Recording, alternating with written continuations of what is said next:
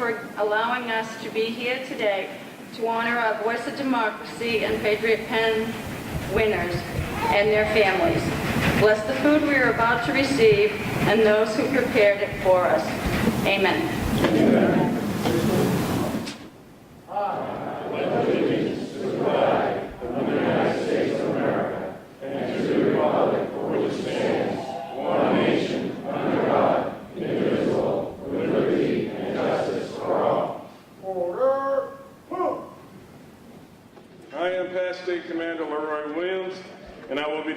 For this afternoon. Thank you for coming today. So I'm going to start with the Voice Democracy winners from District 1 by Deja Christmas. Would you please rise?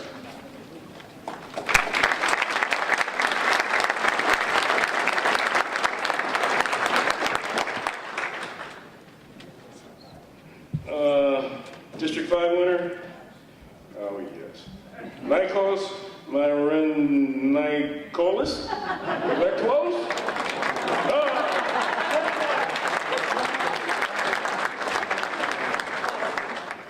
District 6 winner, Amy Sullivan. District 7 winner, Riley M. Harrington. District 8 winner, Stephen N. Poirier.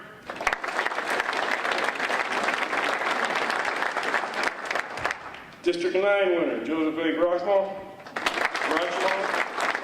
Close?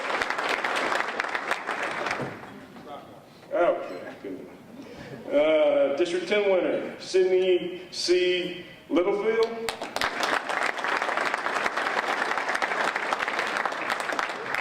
District 11 winner, Nicolina Elaine.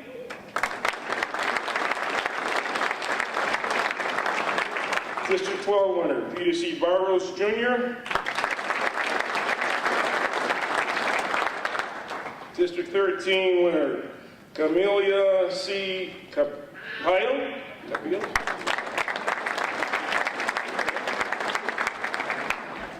District 15 winner, Madeline Bard. You stay in Florida?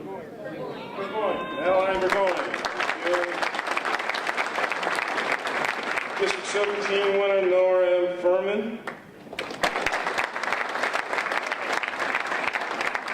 District 18 winner, Remo. There you go. All right.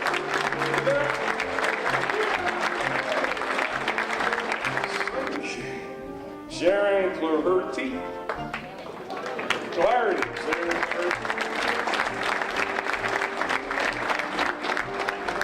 District 5 winner, Andrew Kevin.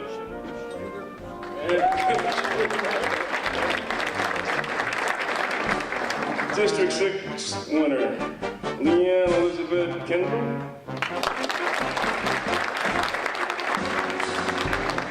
District 7 winner, Madison M. Gage.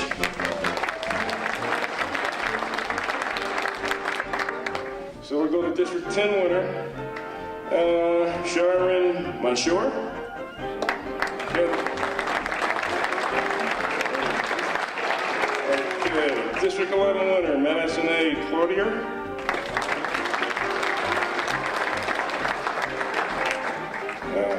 District 12 winner, Adam M. Montaner.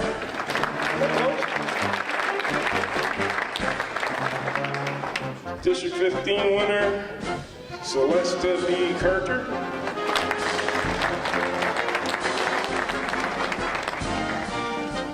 District 17 winner, Olivia Rose Williams.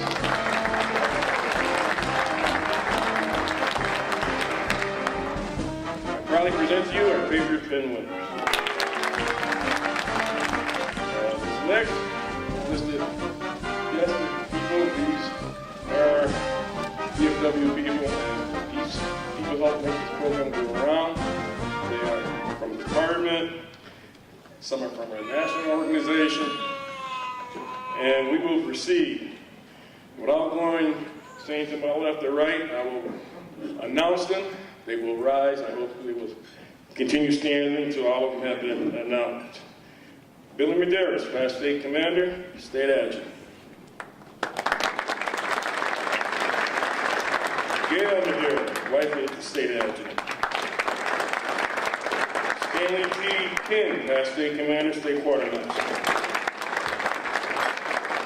Patricia King, wife of the State Quartermaster. Joseph Travolta, State Junior Vice Commander. Sally Travolta, wife of the State Junior Vice Commander. Robert Gracer, State Senior Vice Commander. Ann Gracer, wife of the State Senior Vice Commander. Bruce Mason, husband of our Auxiliary National Council member. Juliet Mason, Auxiliary National Council member and past part of the President. George Murray.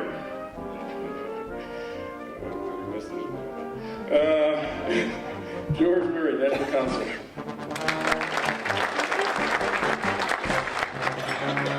Okay, Teresa Denoyer, wife of our past Commander-in-Chief.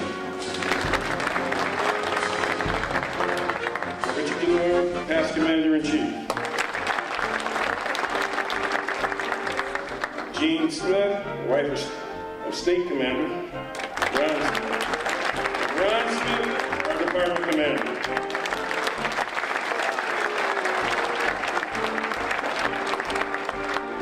Norm Cook, State Sergeant of Arms.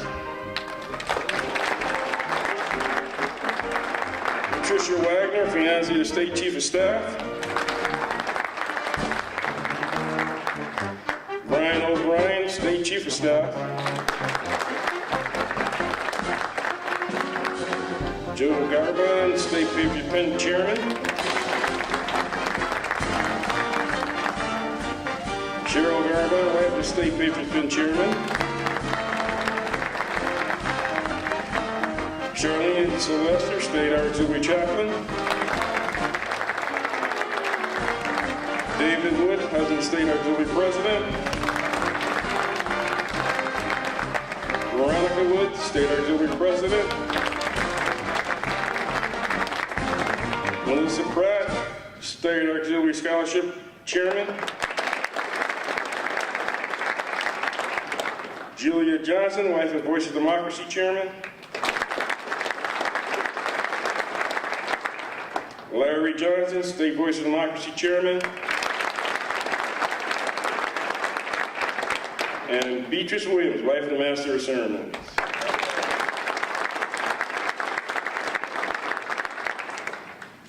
Thank you, and you please be seated. Veronica, would you care to give a few words?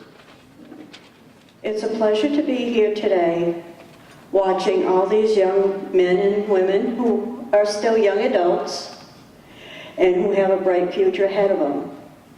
They've done a great job this year doing their projects, whether it was for the Voice of Democracy or the Patriots Pen.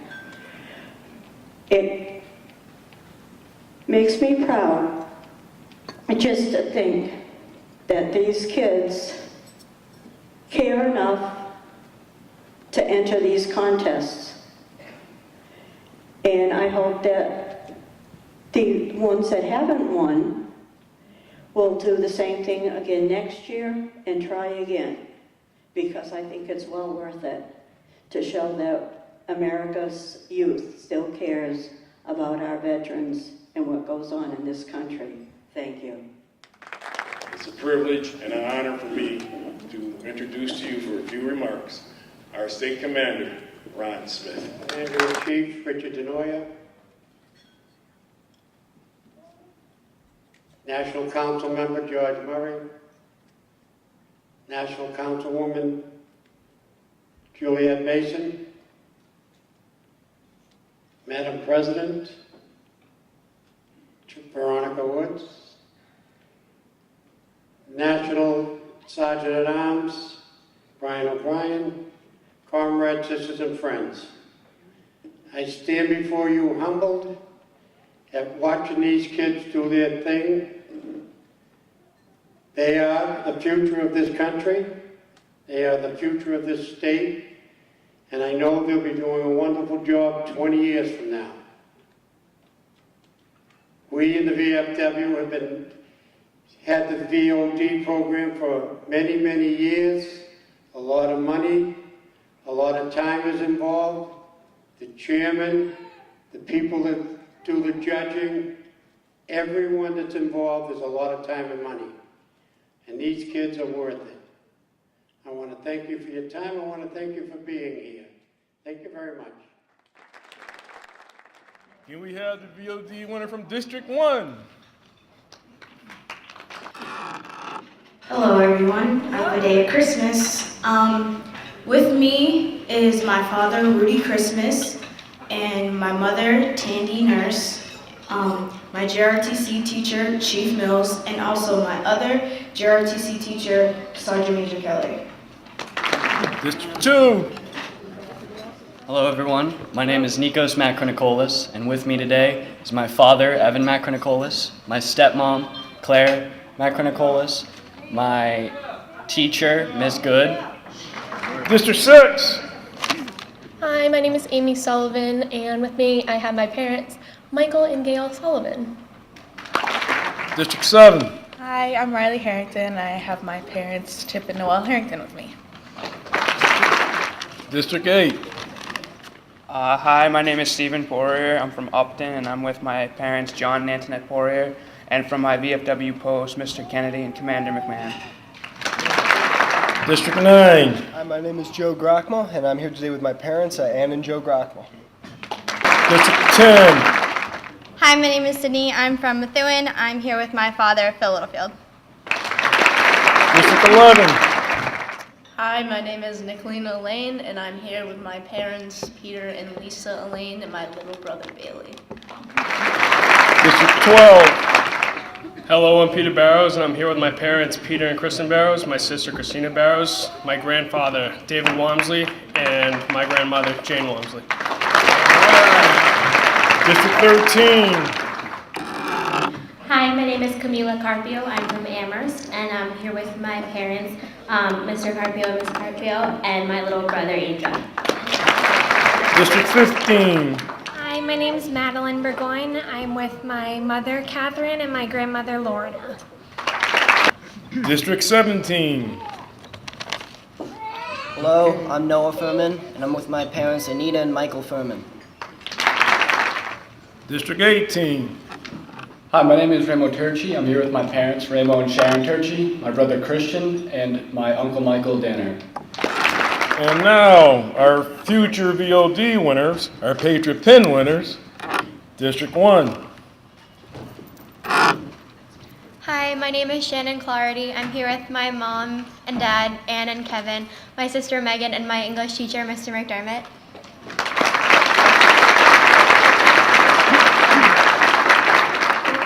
Hi, I'm Andrew Schlaber. I'm here with my parents, Kevin and Debbie, and my grandmothers, Winifred and Dorothy, and my uncle Eric. He was from District 5, now District 6. My name's Leanne. I'm with my parents, Angela and Eric Kendall, and my social studies teacher, Mr. Kucher. District 7. Hi, my name is Madison Gage, and I'm here today with my mom, Lisa, and my brother, Christopher. How about 10? All right. Hi, my name is Karen Mansour. I'm here with my mom and dad, Robert and Carla, and my little brother, Joseph. District 11. Hi, I'm Madison Collier, and I'm here with my parents, Amy and Mike. District 12. Hi, my name is Adam Montanari, and I'm here with my parents, Doug and Susan Montanari. District 15. Hi, everybody. My name is Callista Carter, and I'm here with my mom and dad, Daniel Carter and Brenda Hoffman. District 17. Hi, my name is Olivia Williams. I'm with my parents, Greg and Marianne Williams, my grandmother, Florence Staszowski, and my aunt, Sharon Gungan.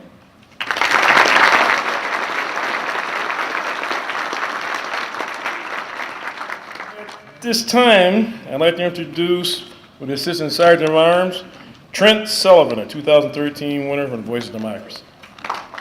Thank you all so much for letting me speak today. It is truly an honor to be here. First, I'd like to say to all of you behind me that you're all winners in your own right. You've all come from your districts, but what impresses me the most is that you've all come up with an answer to a very difficult question. Why are you optimistic about this nation's future? In a recent Gallup poll, close to 80% of Americans said the country is headed in the wrong direction. In another Gallup poll, over 50% of respondents said that the country's best years were behind us. Obviously, there's a lot of fodder for pessimism. We have trillion-dollar deficits and a climbing $17 trillion debt, endless interventionist wars, a monolithic Orwellian surveillance state, corporate welfare, thousands of new complicated regulations on the books every year, slow job growth, abuse of executive power, judicial activism, and voter apathy to go with it. And the list goes on. This has caused many Americans to lose hope and fear the future. That is why it is so extraordinary that all of you have taken that pessimism to task. And that is why all of you should be applauded for finding optimism in these times that will define this nation's future. Whether it is the liberty or security debate, marriage equality, the extent of our foreign policy, or the meaning and relevance of the Constitution, what we decide today will have real consequences for posterity, for better or for worse. That is why I think this year's question for the Voice of Democracy is fantastic, because rather than wallowing in pessimistic thought, so much that our worst fears become a self-fulfilling prophecy, we need leaders, especially young people, who find opportunity in these defining moments instead of pessimism. So I look forward to hearing the winning essay. Whoever is the winner will have an incredible time in Washington, D.C. Last year, I represented Massachusetts, and I made friendships and memories that I'll never forget. You will be among the 50 state winners, as well as from Europe, Latin America, Asia, and the District of Columbia. That in and of itself is fascinating, because you will see the diversity in lifestyle and experience of people all over the country and the world. I'm sure you will, as I did, refer to everyone by their state names as you first meet them. But trust me, this will not change. Even as you get to know them and know their real names and post-trip, you're still going to call each other by their state names. That is, of course, you get some sort of nickname. During my stay in D.C., my own personal wolf pack of sorts was created. Between me, which they call me the Libertarian, or as my bus chaperone called me, Massachusetts, he said. That's how he pronounced Massachusetts. Maine was my little wolf pack thing. We called him Sideburns. Maryland, his name was Moo, so we just called him Moo. Pennsylvania, who was my roommate, who we called Christopher Walken, because he read the winner's essay in a Christopher Walken voice. It was hilarious. And then there was Kansas, who we just called Kansas. You might think that this trip could be more tense, with the state winners all together. You're all competing for this money, for this glory. But everybody was kind and encouraging to each other. Although we were all speculating about who would win, nobody was mean, nobody was passive aggressive, everybody was very complimentary on each other's essays. Somehow I would find myself in a serious debate about, capitalism versus socialism, our country's history, and then we would be singing Bohemian Rhapsody and What's Up by Four Non Blondes. It was the most intellectually silly group I've ever been with. It was the only group I knew that seriously enjoyed presidential pickup lines, which, I don't know, they're a little too appropriate for the audience. We got everybody singing so much on the trip that the chaperones had to remind us that if we sang near the Jefferson Memorial that we would need a permit.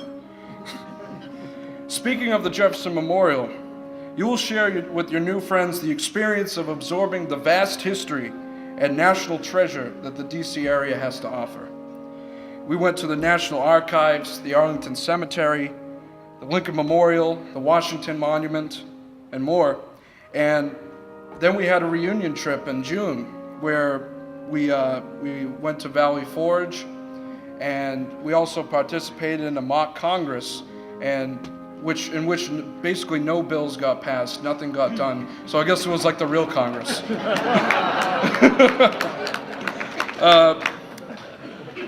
You'll also get to hear from experts and scholars involved in government, military, and the political sciences. So you get a lot of people who are interested in those fields.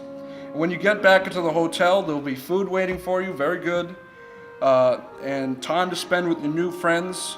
Maybe you'll do improv or set up a talent show or do something new. There's lots of opportunities. My word of advice is break the ice, because you might not have an opportunity like this again, or not for a very long time. Hopefully, there will be a snowstorm like there was on my trip, adding a few extra days. Senior year, it was my senior year. You won't want to leave. Hopefully there won't be another government shutdown during your stay, but if there is, what better group than the veterans of foreign wars to storm the gates?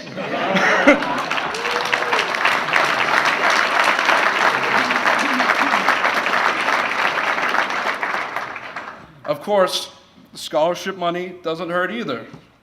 Whether or not you win the $30,000 prize, you will receive something extra.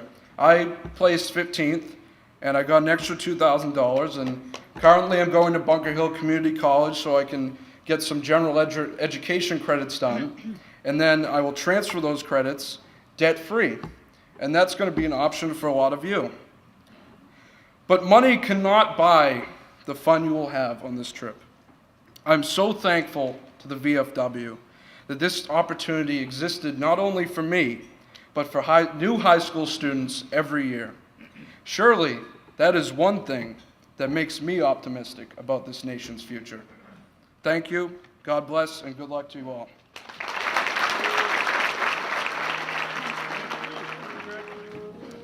And I introduce to you our Julie National Council member, Julie Mason.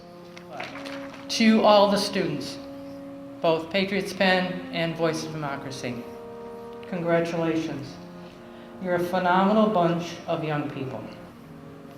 You are what our future is all about, and I'm so proud to be a representative from the Department of Massachusetts and a representative from the National Ladies Auxiliary to say congratulations in the feats that you have achieved to date.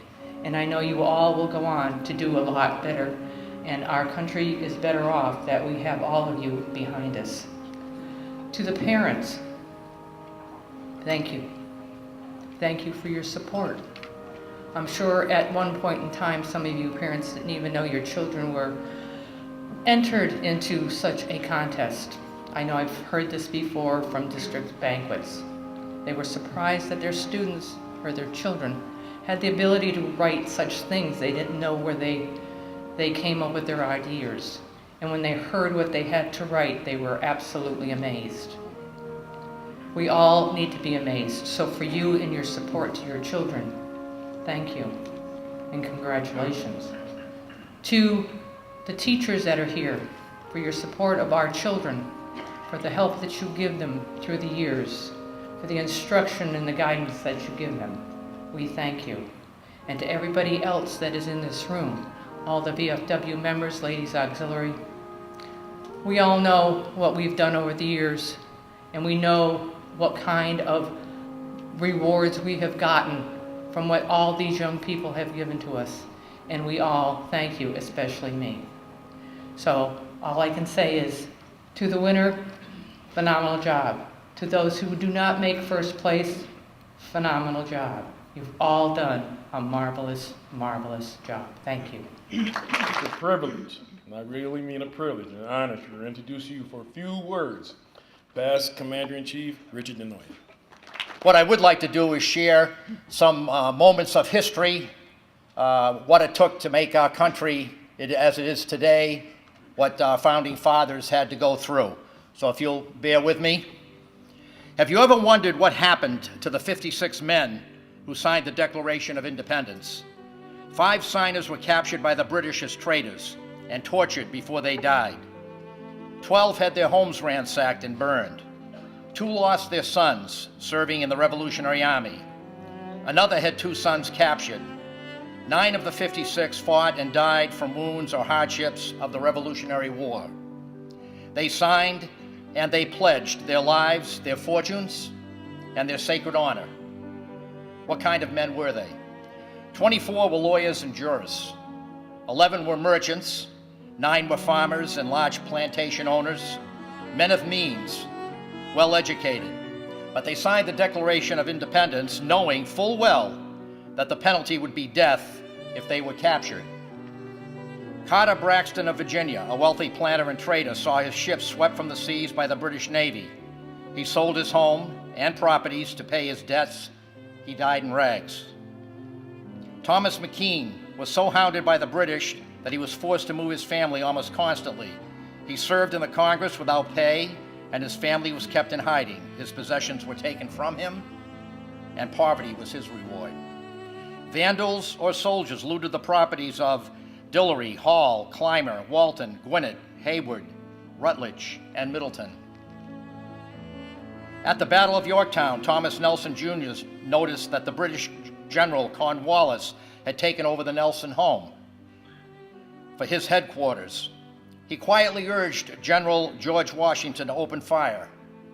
His home was destroyed, and Nelson died bankrupt. Francis Lewis had his home and properties destroyed. The enemy jailed his wife, and she died within a few months. John Hart was driven from his wife's bedside as she was dying. Their 13 children fled for their lives. His fields and his gristmill were laid to waste. For more than a year, he lived in forests and caves, returning home to find his wife dead and his children vanished. A few weeks later, he died from exhaustion and a broken heart. Norris and Livingston suffered similar fates. Such were the stories and sacrifices of the American Revolution. These were not wild-eyed, rabble-rousing ruffians. They were soft-spoken men of means and education. They had security,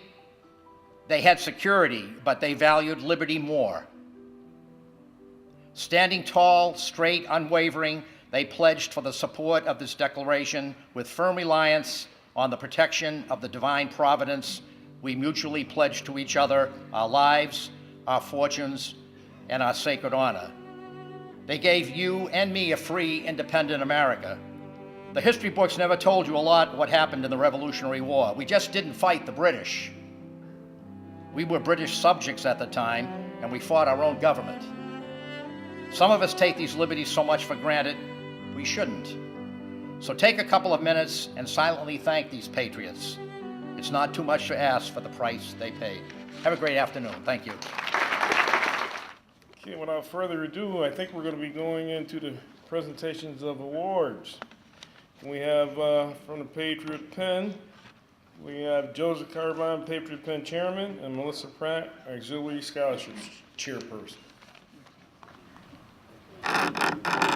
To put the winners in perspective, there's about 11 people qualified for state level, but there were almost 1,400 applications. So you're looking at creme de la creme. The 5th place winner is Madison Collier from District 11.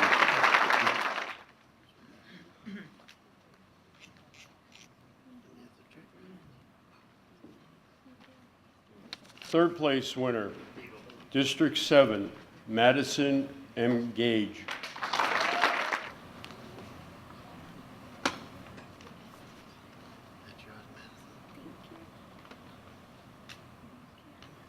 sweet.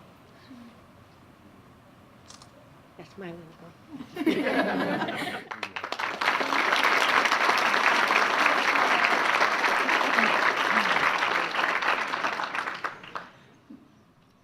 Second place winner, Sharon Clarity, District 1.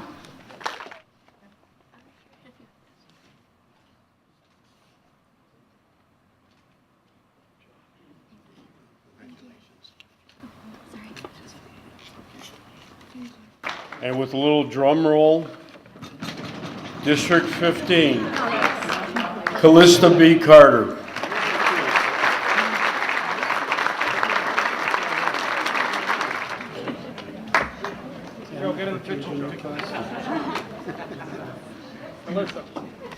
And we have a plaque for her school for her to present an appreciation for their participation in the Patriots Pen Contest. If you would like to read your essay, you can come forward and read it.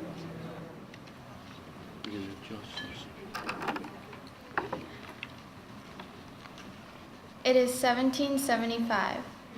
A thick fog settles over the small town of Boston as a man unties his steed and gallops down the dusty road. His mission is to warn the other people of the redcoats spotted across the river. Although he risks capture, his love for his country drives him on. This man is a symbol of patriotism. His devotion to his country gave him courage. The place is Vietnam. Loud shots pierce the air and smoke hangs above the battlefield. A single soldier stands in the middle with a bloody comrade carefully held in his arms. His comrade's eyes flutter shut, his body goes limp. This soldier died for his country. He is a symbol of patriotism. A young boy stands tall in his classroom and salutes the American flag. He recites the Pledge of Allegiance by heart, and the teacher calls for a moment of silence to remember the fallen soldiers who fought for our country and our rights. He closed his eyes and imagined what they had been through. That young boy saw blood and bravery. As a proud American child, he opened his eyes. He brought 2 fingers to his forehead and saluted his country. The boy who is proud of his country is a symbol of patriotism. While writing this, I began to ponder, what is patriotism to me? I sat tapping my pencil and thought for a long time. Patriotism is the devotion to one's country. It is the will to stand up and fight for your country. It is the ability to be proud of what your nation has accomplished. Patriotism is wanting to celebrate your country. It is being thankful for the unconditional freedom your nation will give your children, your children's children, and your children's grandchildren. Then something occurred to me. Patriotism is not a thing. It is an emotion. It is the strongest emotion anyone could ever feel. It is a feeling one discovers deep in their heart, just as I did now.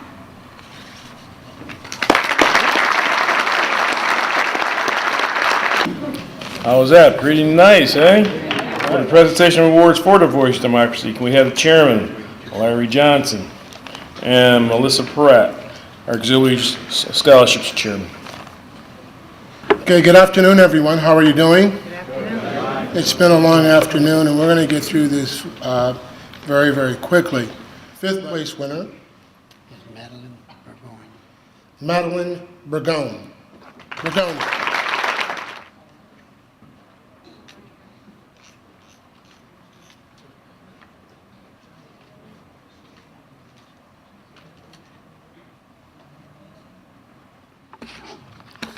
Fourth place winner, Nikos, and I'm going to mess up your name. We've told us enough today.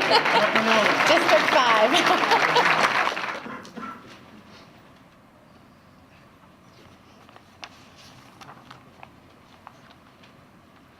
Third place winner, Sydney Littlefield.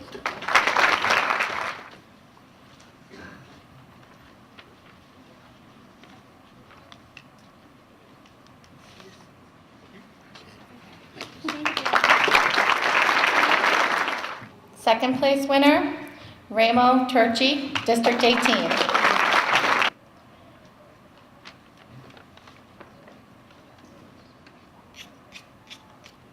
Wars, it gives us great pleasure to announce the winner of the Voice of Democracy program, who is District 9, Joseph Brockmore.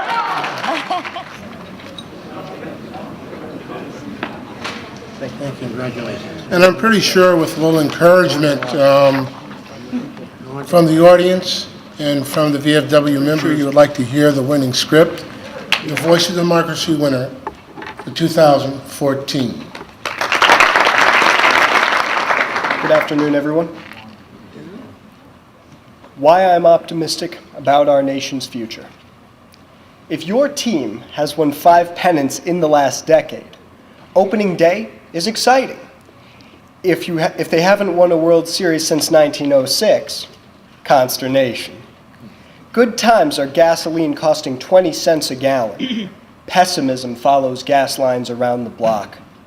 Terror and panic seized America on the morning of September 11th, 2001. Optimism rises from the ashes of the Twin Towers with the 9/11 memorial. There are days now when it's hard to be optimistic about our nation. We are bombarded by media hyping the value of personal reward, the "what's in it for me" idea. Assailed by companies telling us we can't live without consuming their product.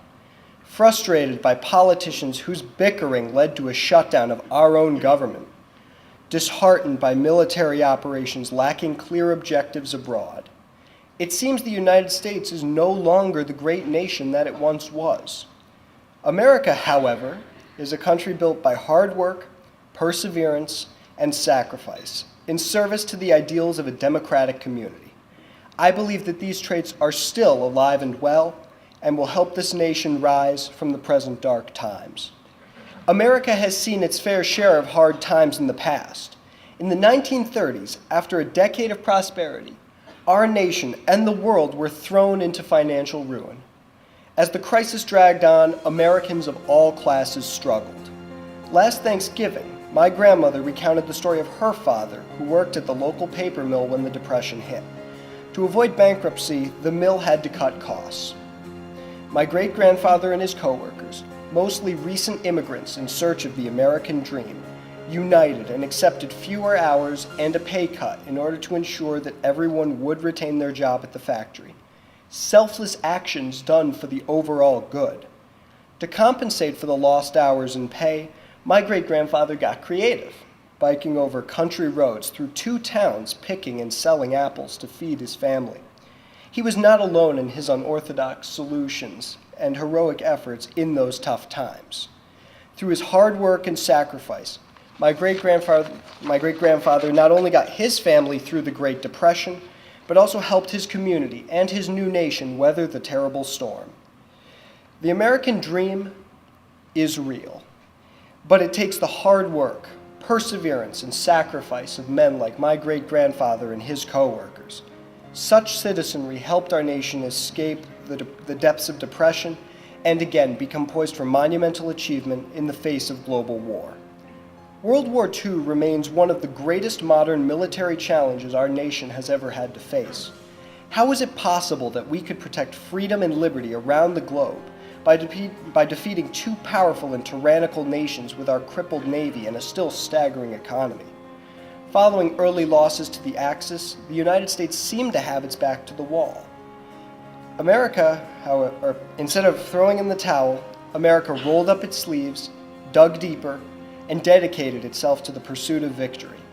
Men, like my grandfather, enlisted for service. Women, like my grandmother and great-aunts, went to work in industrial jobs vacated by the men leaving for war.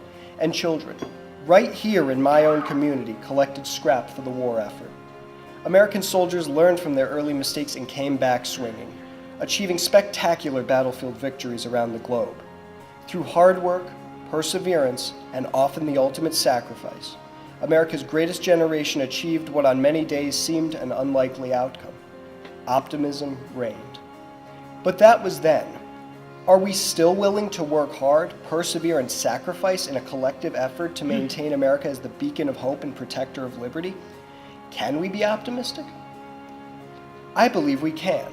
While 42% of America's eligible voters did not cast a ballot in the 2012 presidential election, 58% recognized the gift and the duty given them and exercised their democratic rights in federal elections. The frustrations of differing and often conflicting opinions in those elections are both the downside and the strength of such American freedom. But I believe we will keep the dialogue open, set our sights on the greater good, and be willing to compromise for that ideal. On the global scene, our armed forces daily serve in the role of defender of liberty. Witness Randy Shughart and Gary Gordon, two Delta Force snipers who heroically died rescuing a downed pilot against thousands of hostiles in Somalia. America's soldiers not only choose to serve, but also willingly sacrifice themselves for others and the common good. I look around my classroom and see America's future, a group of young people, though not yet able to vote or enlist in the military, who can and are willing to take action to strengthen this nation. We dedicate ourselves to learning in order to think and to express ourselves in clear and thoughtful ways. We read and listen to news sources and to each other to become informed citizens. We volunteer our hearts and our hands to battle homelessness, hunger, and abuse. My great-grandfather would be proud. He would recognize us as his own, hardworking, persevering, and sacrificing. And we have for you an iPad that hopefully you'll take some nice pictures, bring them back to the department, and also help you surf the web and look for good things to come. Congratulations for next year's programs. The Patriot Pen theme is Why I Appreciate America's Veterans, and for the Voice of Democracy, Why Veterans Are Important to Our Nation's History and Future.